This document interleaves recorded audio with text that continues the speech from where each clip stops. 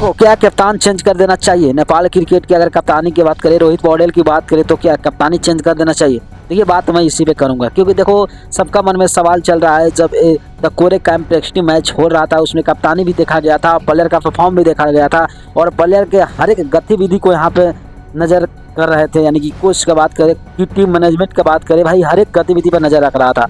तो भाई आपको क्या लगता है कि कप्तान को चेंज कर देना चाहिए?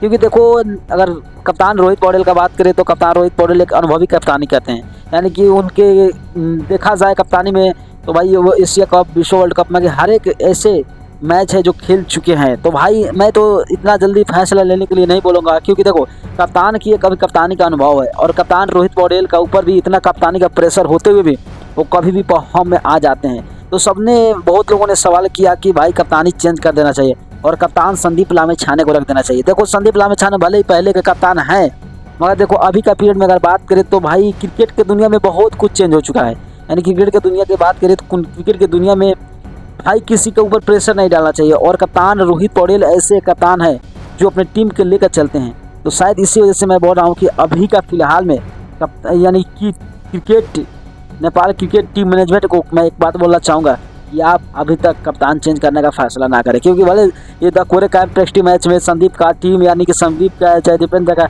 किसी का भी टीम अच्छा कर दिया हो, तो भाई इसका मतलब ये नहीं है कि तो कप्तानी से हटा दिया जाए। क्योंकि इंडिया में भी देखिए हम लोगों ने लगातार उनका कप्तान फ्लॉप होते हुए भी कप्तानी से नहीं हटाया जाता है, और लगातार मैच हारने के बाद भी कप्तानी से नहीं हटाया जाता है। तो इसीलिए कप्तान अभी इतना जल्दीबाजी चेंज भी नहीं करना चाहिए था, क्योंकि देखो नेपाल में अगर कप्तानी चेंज हो जाएगा तो सबसे दिक्कत की बात हो जाती है। तब भाई एक दो मैच में अगर मौका देना चाहिए, उसके बाद अगर चेंज करना है तो संदीप लामिछाने को आप कप्तानी रख सकते हो। तो आपका राय में क्या लगता है कि संदीप लामिछाने को कप्तान बनाना चाहिए या नहीं? आप कमेंट में कमेंट कर दीजिएगा। अगर नहीं होंगे तो चैनल को सब्सक्राइब करते हुए वीडियो को शेयर कर दीजिएगा, और पेज को फॉलो करके जाना।